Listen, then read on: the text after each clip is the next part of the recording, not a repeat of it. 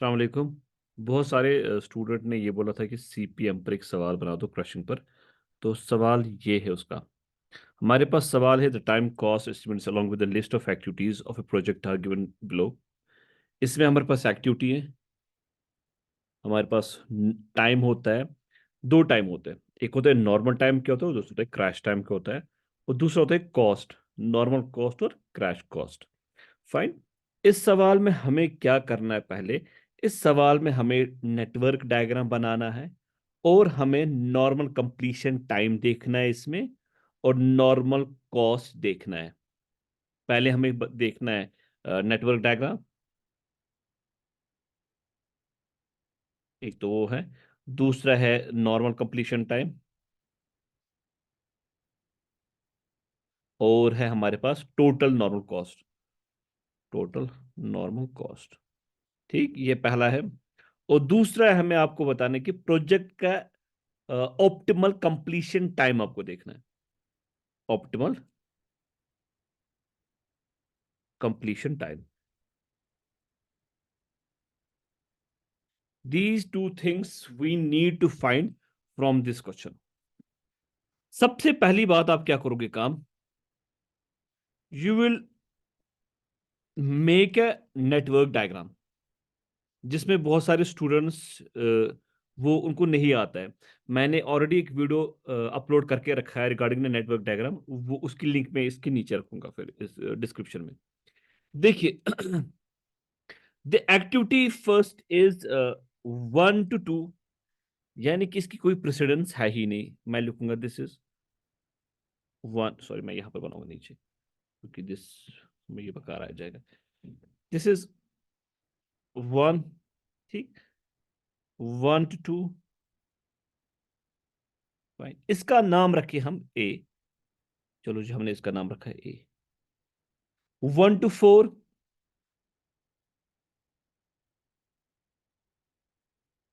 इसका नाम रखा मैंने बी। एंड 1 to 3, इसका नाम रखा मैंने C. B and C. Fine, इसका नाम रखा मैंने सी। अब देखिए, थर्ड है 2 to 4, यानी कि 2 to 4 हमें एक एक्टिविटी निकलती है, और वैसे ही एक 3 to 4 जा रहा है। यानी कि 2 to 4 हमारी एक एक्टिविटी है, और 3 to 4 एक और एक्टिविटी है। 2 to 4 का हम नाम रखेंगे डी, और 3 to 4 का नाम रखेंगे हम E. This is E, and this is, sorry, this is D, and this is E. Fine. फिर हमारी एक और एक्टिविटी आ रही है 2 to 5, 2 to 5, और 4 to 5 हमारा ये है। इसका नाम रखेंगे हम F and G. F and G. Fine, I hope ये क्लियर होगा आपको कि नेटवर्क डायग्राम बनानी कैसी है। अब इसके साथ साथ हम इनका नॉर्मल टाइम लिखेंगे, क्योंकि जो नेटवर्क डायग्राम होती है वहां पर हमें नॉर्मल टाइम लिखना होता है। दिस इज 4, A 4 है, एफ है आपका 7, बी है आपका 6, सी है आपका 2, डी है आपका 5, ई है आपका 2, एंड जी है आपका 4। फाइन, ये हो गया हमारा। अब हम इसमें ही पहले हम क्रिटिकल पाथ ढूंढेंगे। हम लिखेंगे यहां पर क्रिटिकल पाथ। हमारा क्रिटिकल पाथ क्या है? मैं थोड़ा यहां से लिखूंगा ये।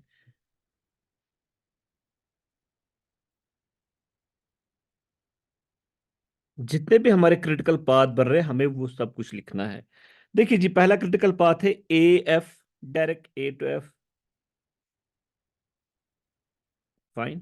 दूसरा है A D G,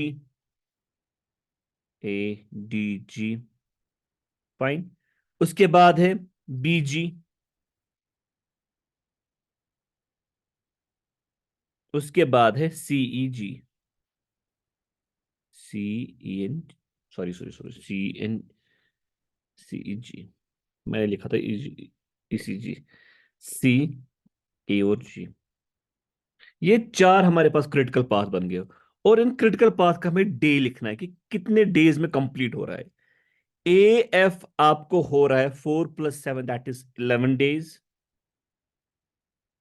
A D G, A D N G, ये हो रहा है 4 + 5 + 4 दैट इज 13 डेज। ये आप लिखोगे डेज डेज डेज। और B G 6 4 that is 10 days. And C E G 2 2 2 that is 8 days. 2 2 4 that is 8। I hope इतना clear हो गया आपको। फाइन। अब इसमें ही हमें देखना होता है सबसे हाईएस्ट क्या है। जिसका हाईएस्ट डेज आ जाते को क्या आता है, that is our critical path, यानी कि this A D G is my critical path.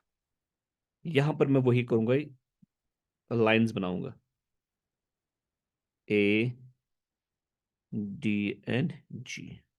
So this is my critical path. 13 days में ये मेरा काम हो जाएगा। क्लियर। हमारा पहला था आपको नेटवर्क डायग्राम बनाना। Fine. दूसरा मेरे पास इसने बोला है कि आप नॉर्मल कॉस्ट देखो क्या है आपका, टोटल नॉर्मल कॉस्ट। इस सवाल को यहां पर एक और चीज है इस सवाल में, इसमें इनडायरेक्ट कॉस्ट दिया है 60 डेज। इनडायरेक्ट कॉस्ट है 60 डेज।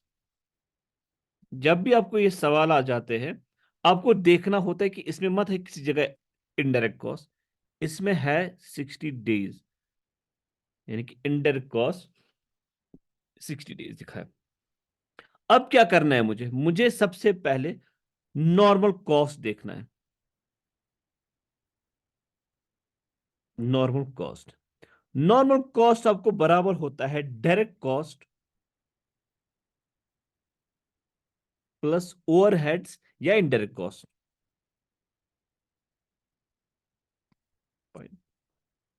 डायरेक्ट कॉस्ट मतलब आपको इस कॉस्ट को प्लस करना है और इस कॉस्ट को प्लस करना है।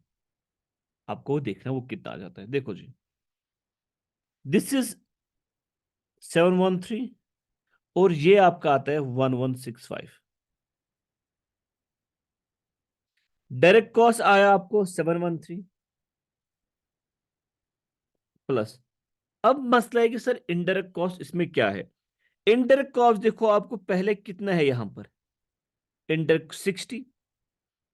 उस 60 को मल्टीप्लाई करना है आपको अपने क्रिटिकल पाथ की ड्यूरेशन के साथ, that is 13 and it is equal to 1493।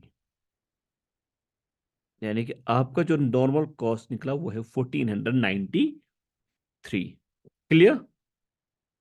I hope ये क्लियर होगा। इसके साथ साथ कभी हमें पूछा जाता है आप क्रैश कॉस्ट भी निकालो। क्रैश कॉस्ट क्या होता है। क्रैश कॉस्ट अगर मैं इसमें देखूंगा वो है क्रैश कॉस्ट, सिंस इस सवाल में तो नहीं पूछा गया है बट मैं लिख रहा हूं। क्रैश कॉस्ट आप लिखोगे, आपका जो कॉस्ट है crash cost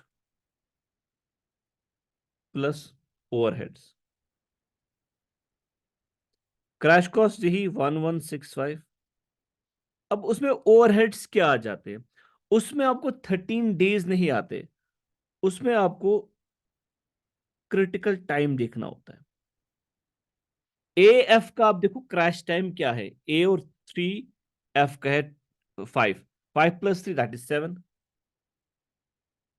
A D G, A उसका है 3, डी का है 3 और जी का है 2। 3 + 3 6, 6 + 2 इज 8। वैसे ही नीचे वाले का आएगा 6 और 5।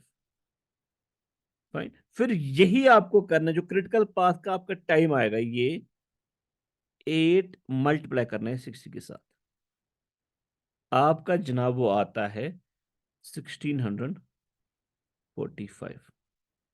ये आपका क्रैश कॉस्ट आता है। आई होप ये क्लियर हो गया आपको कि नॉर्मल टाइम, कॉस्ट टाइम, आपका नेटवर्क डायग्राम, फिर क्रिटिकल पाथ। क्रिटिकल पाथ में आपको देखना होता है normal cost and crash cost. Clear. Shall I move forward.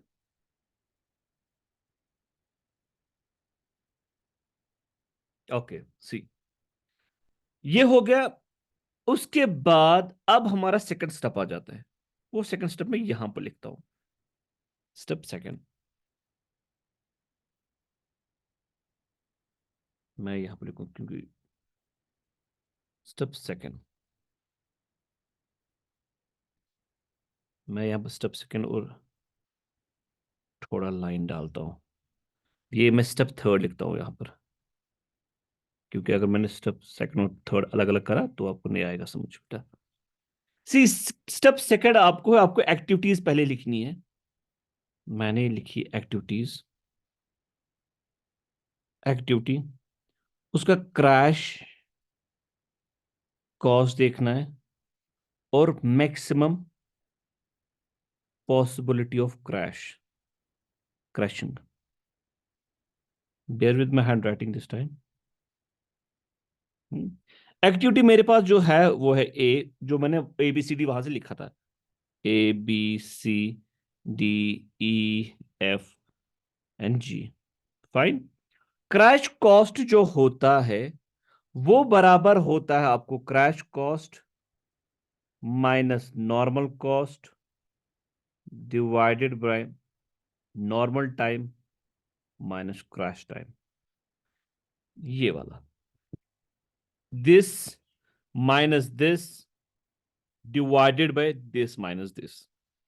या आप यहां पर भी लिख सकते हो राइट साइड में, या दूसरे टेबल पर भी। जब मैं ये करता हूं वो आता है, फर्स्ट का आता है 30, इसका आता है 50, इसका आता है 22, डी का आता है 50, ई का 0 आता है, वो आप ऐसे लिखोगे, एफ का आता है 30 और जी का आता है 70। फाइन।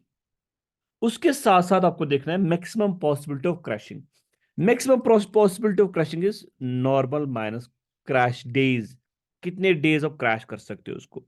वहां पर आप देखो, दिस 4 - 3, दीज टू, इनको माइनस करना है, वो यहां से लिखना है।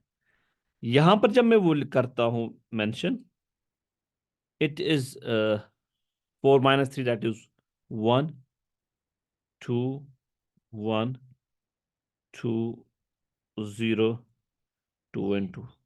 इसका मतलब है आप एक्टिविटी को कितने दिन के साथ कितने दिन क्रैश कर सकते हो, 1 दिन 2 दिन, 1 दिन 2 दिन, वो ही ऐसा ही होता है। क्लियर। ये स्टेप सेकंड क्लियर हो गया। अब आता है हमारा क्रैशिंग टेबल, थर्ड स्टेप, जो कि उसी में हमें निकलता है कि ऑप्टिमल कॉस्ट क्या होता है। वो होता है क्रैशिंग टेबल। मैं यहां पर लिखता हूं क्रैशिंग टेबल। अगर आपका टोटल कॉस्ट जो है, जो यहां पर मुझे निकला ना 1493, अगर ये कम कम हो रहा है इट इज ओके, बट अगर किसी जगह ये ज्यादा हो गया ना, आपको वहीं पर स्टॉप करना, आपकी क्रैशिंग उस टाइम ही स्टॉप करनी है। अब क्या मैं यहां से करूंगा, I will take this colour pen, मैं लिख रहा हूं crashing. Fine, you go uh, यहां लिख रहा हूं मैं, यहां पर मैं क्रिटिकल पाथ लिखूंगा। जितने भी मेरे को क्रिटिकल पाथ आए ना, वो सारे मैं यहां पर लिखूंगा, क्योंकि मेरे को उसी में देखना है। क्रिटिकल पाथ बेटा मेरे पास है AF, ये एक था, ADG ये दूसरा था, BG ये थर्ड था, और CEG ये थर्ड था। फाइन, ये हो गया। उसके बाद मैं लिखूंगा यहां पर डायरेक्ट कॉस्ट, इनडायरेक्ट कॉस्ट और टोटल कॉस्ट। ये तीन चीजें मेरे को लिखना है। टेबल बना दिया। पहला मैं मुझे देखना है बिफोर क्रैशिंग क्या था मेरा। बिफोर क्रैशिंग मैं लिखूंगा यहां पर बिफोर क्रैशिंग। अब सी मैं अगर सारा लिखा तो थोड़ा बहुत ये नहीं पहुंचेगा। बिफोर क्रैशिंग AF का क्या डे था, 11 डेज। क्रिटिकल पाथ जो आपके थे 11 था। ADG कितना था, 13 था जनाब।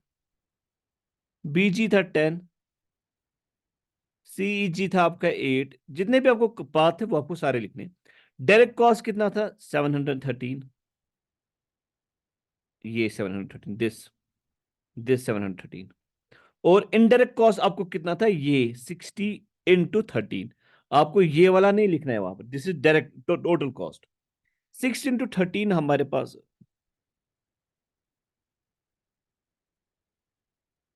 ओके,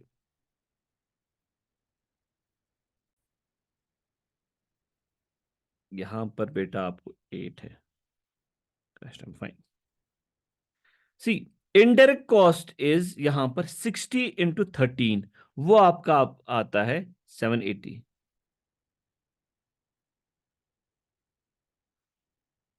अब जब टोटल कॉस्ट कितना था आपका, 1493, अब लिखेंगे 1493। Clear, fine. अब क्रैश क्रैशिंग हमें किससे स्टार्ट करनी है? आपको जो क्रिटिकल पाथ है ए डी जी, ये ए, आप इसको ऐसे करोगे, ए डी और जी। आपको क्रशिंग यहीं से स्टार्ट करनी है, मगर मसला है कि सर हम क्रशिंग किस एक्टिविटी को पहले करेंगे?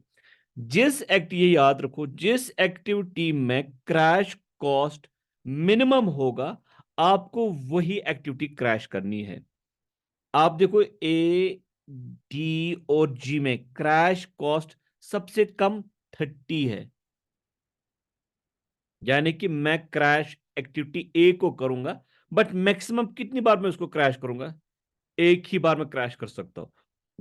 अब मैं लिखूंगा क्रैशिंग ए बाय, ये मैं लिखूंगा सी, सी मतलब crashing, crashing A bye 1 day,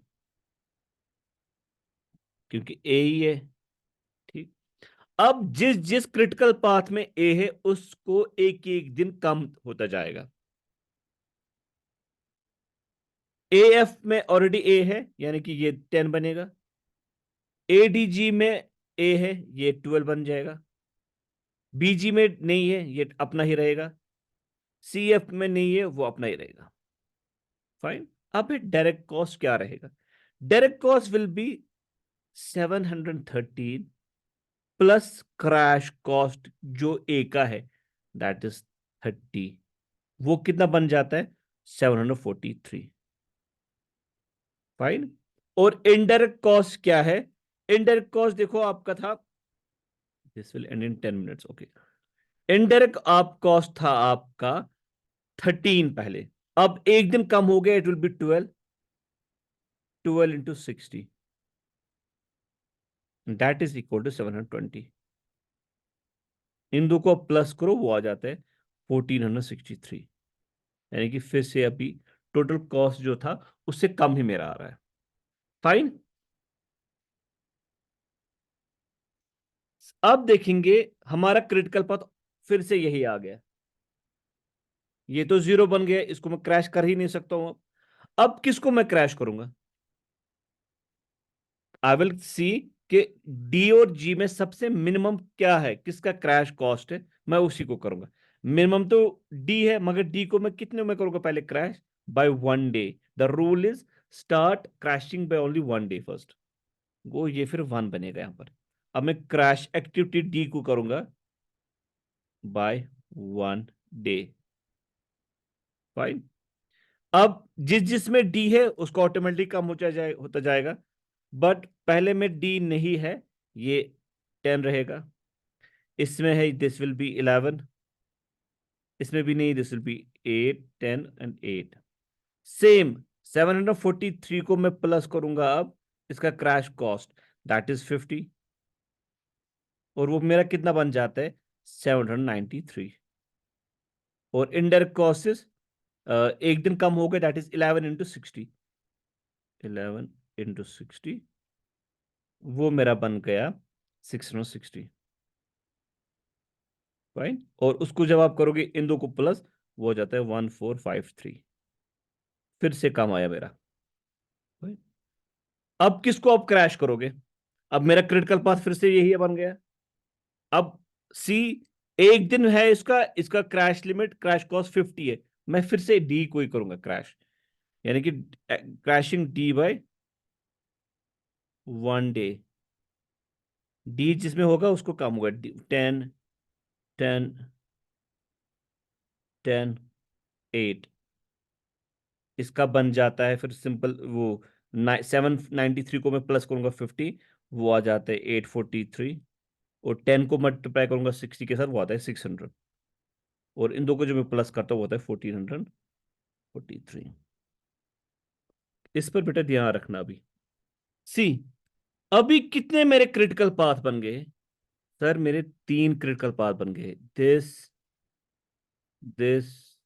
and ये 3 क्रिटिकल पाथ मेरे बन गए। रूल कहता है आपको, अगर आपको क्रैश करना है, इन तीनों, ये तीनों बनने चाहिए, अब सेम लिमिट इनका आना चाहिए। यानी कि अगर आप एडीजी को करोगे क्रैश, ये 9 बन जाएगा, बट बाकी को भी आप क्रैश करो, वो भी 9 बनने चाहिए। ऐसा नहीं होना चाहिए आप एडीजी को क्रैश करोगे बाकी, तो फिर बाकी क्रिटिकल पाथ बनेंगे। इसीलिए आप तीनों को क्रैश करो। ठीक, अब तीनों में आप देखोगे कॉमन कौन सी एक्टिविटी है जो आप क्रैश कर पाओगे। सी, ए एफ में ए है, ए तो मेरे को क्रैश नहीं होगा। क्यों? क्योंकि सर उसमें हो गया खत्म। डी भी आप क्रैश नहीं कर सकते हो क्योंकि वो 0 बन गया। यानी कि ए भी खत्म, नहीं कर सकते क्रैश आप। अगर हम एडीजी में देखेंगे, हम जी को क्रैश करेंगे। हम जी को जब क्रैश करेंगे, यानी कि इसमें और इसमें कॉमन जी है, एक ही कम हो जाएगा, यानी कि 9 और 9 यहां पर लिखेंगे G/1 day। अब बचा ए में क्या हम क्रैश करेंगे? I will crash the F, यानी कि ये भी 9 बन गया, यानी कि F/1 day। फाइन। सीई जी को मेरे को क्रैश करना ही नहीं है क्योंकि वो 8 पर ही है। 8 आया ना, 9 9 नहीं, ये तीनों बन गए मेरे क्रिटिकल पाथ्स। अब मसला है डायरेक्ट कॉस्ट में मैं क्या करूं? जो आपका डायरेक्ट कॉस्ट होता है 843, मैंने कितने एक्टिविटीज क्रैश की? मैंने दो। एक तो मैंने एफ करी क्रैश और मैंने जी करी क्रैश। मेरे को एफ और जी का जो वहां पर उसका कॉस्ट है, वो मेरे को लिखना है। आप देखो एफ और जी का क्या है। एफ का है 30 और जी का है 70। How much it is? That the both will sum up 100, और आता है 943। अब इसमें क्या है, इसमें 600 ऑलरेडी था आपका, मगर कितने हो गए? अब 9 बन गया, दैट इज 60 × 9, दैट इज 540। अब इन दोनों को प्लस जब आप करोगे, वो आता है 1483। अब देखो बेटा, यहां पर जो वैल्यू है वो प्रीवियस वैल्यू से ज्यादा है। आपको वहीं पर अपनी क्रैशिंग स्टॉप करनी है, और जो प्रीवियस आपका टोटल कॉस्ट होता है, वही आपका ऑप्टिमल कॉस्ट बन जाता है। This will be my optimal cost, therefore my optimal cost is 1443। यही है crashing, it's way too easy, और एग्जाम में it caters around 16 marks. Clear? I hope ये क्लियर हुआ आपको। Thank you so much. Stop recording.